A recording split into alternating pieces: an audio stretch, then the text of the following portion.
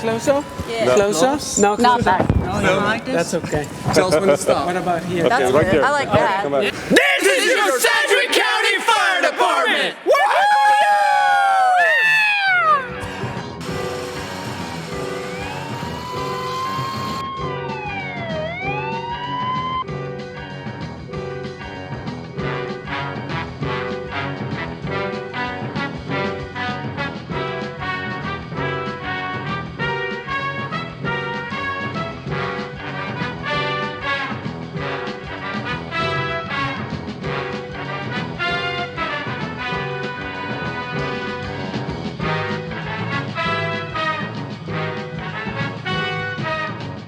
Hello boys and girls and teachers. This is Firefighter Matt and this is Firefighter Josh.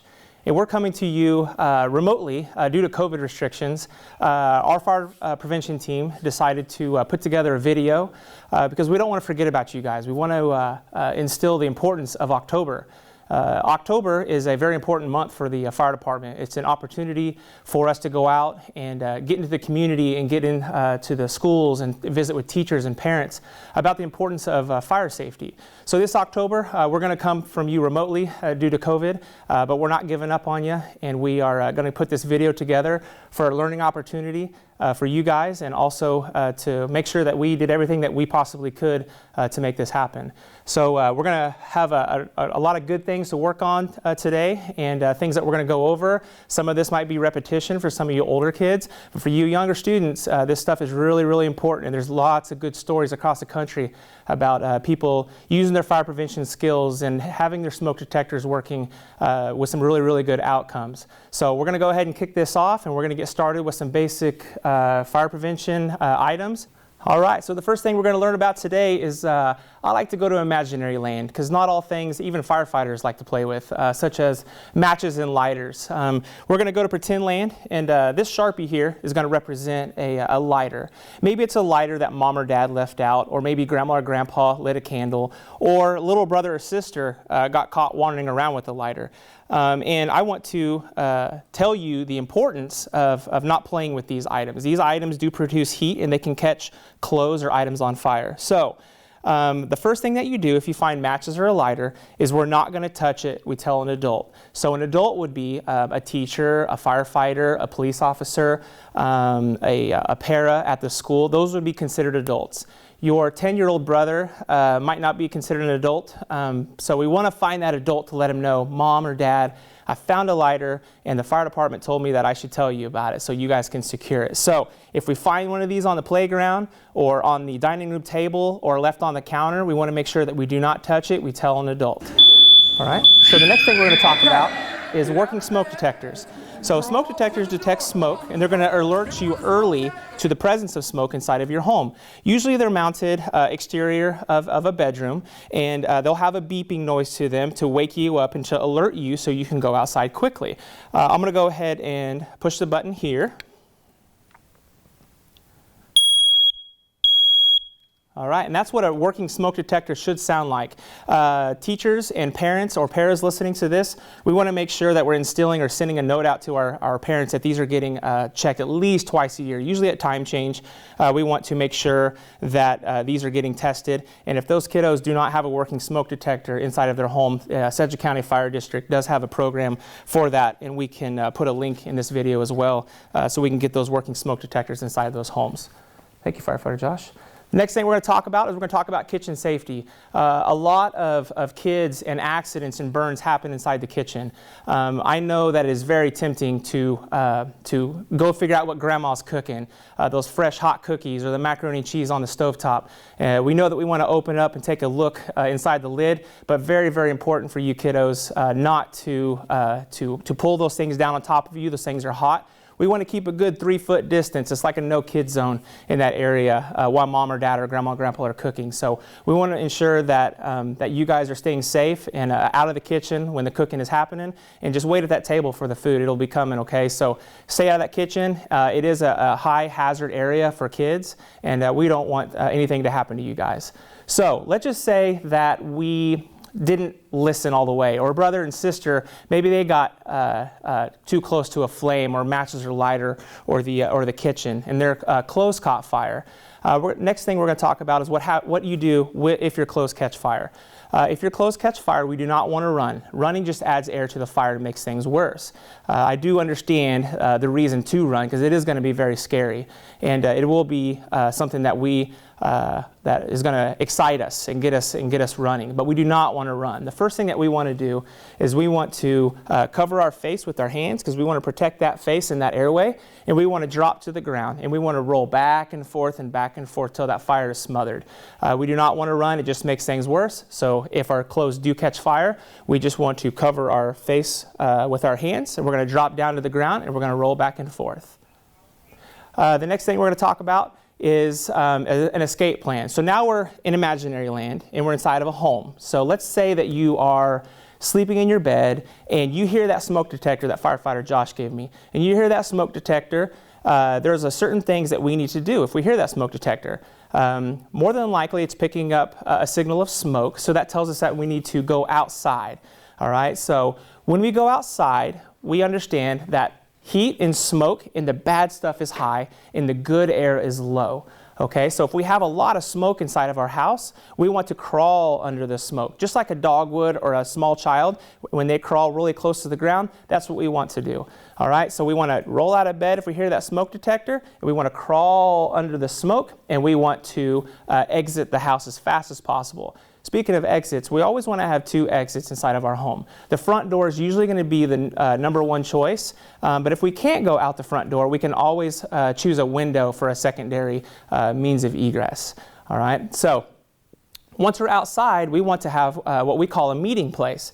A meeting place is very, very important for accountability, to know that mom and dad and brother and sister and puppy is with us, okay? Because when the fire department is responding to your home, the first thing that we want to know is everybody out of the house. Is everybody safe? Is anybody in danger?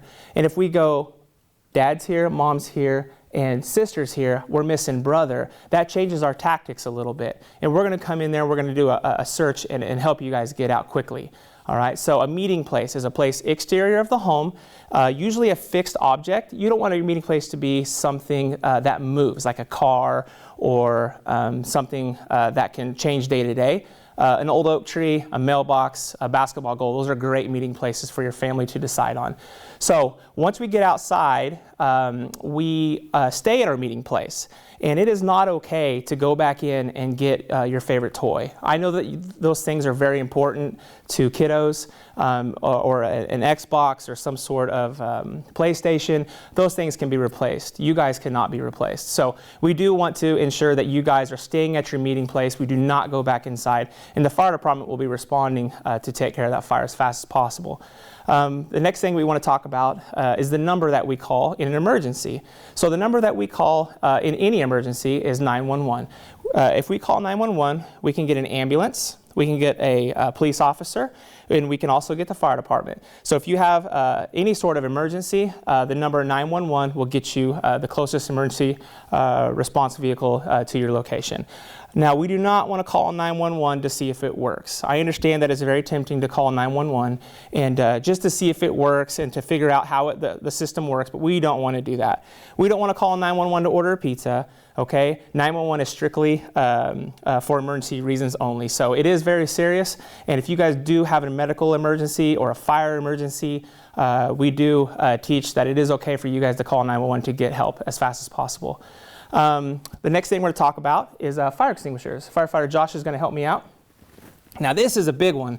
This is a little bit big for home use, but this type of extinguisher puts out grease fires and all types of fires inside the home. So if you guys don't have one of these, you can pick them up at your local big box store for about $20 to $30.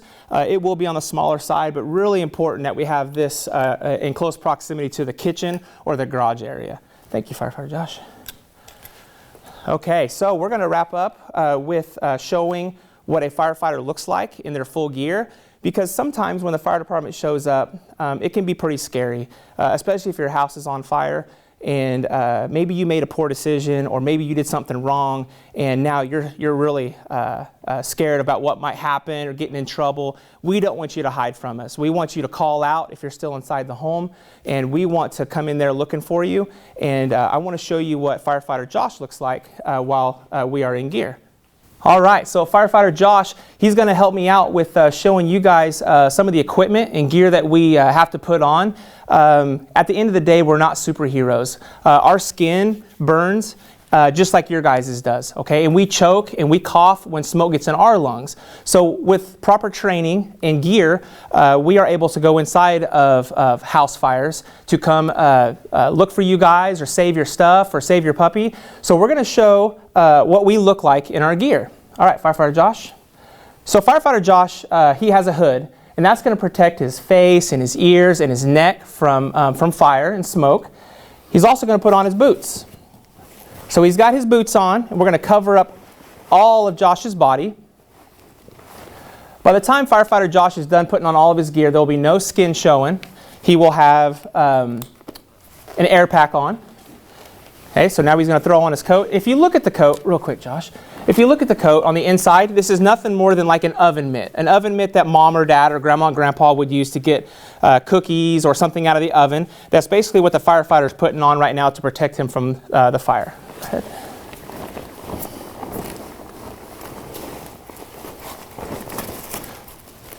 All right. While Firefighter Josh is putting on his coat, we're going to talk about the air pack. So this is an air pack.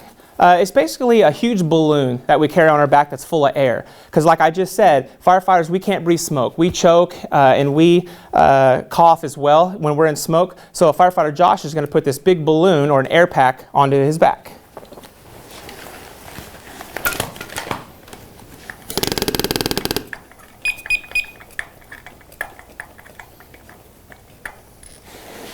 So he just turned his bottle on.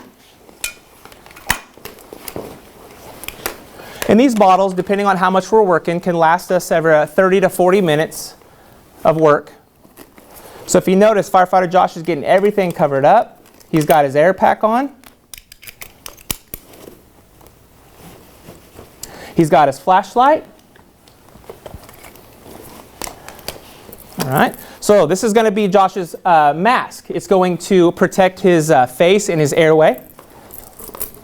He's going to look a little bit different now, but it's still Firefighter Josh under there. All right, he's going to pull that, remember that hood he put on first? He's going to pull the hood up. He's going to cover up his ears and his forehead and his neck. He's going to put on his helmet. That's going to protect his head from falling debris. He's going to get his hands covered up. Okay, so Firefighter Josh is really close to coming inside of the house or the building that's on fire. The only thing left is he's got a hole right here. He's still breathing outside air. As soon as he puts this regulator in, he'll be breathing off of his air pack or his large bubble on his back. All right, so Firefighter Josh is now ready to go inside the house fire.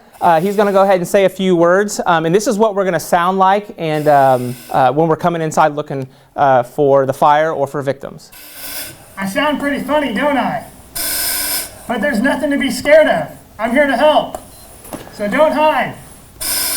Don't hide, go outside. Perfect. So Firefighter Josh is ready to come in and do his work. And like I said, he's nothing more than a firefighter that has some training and some gear, and we're just like you.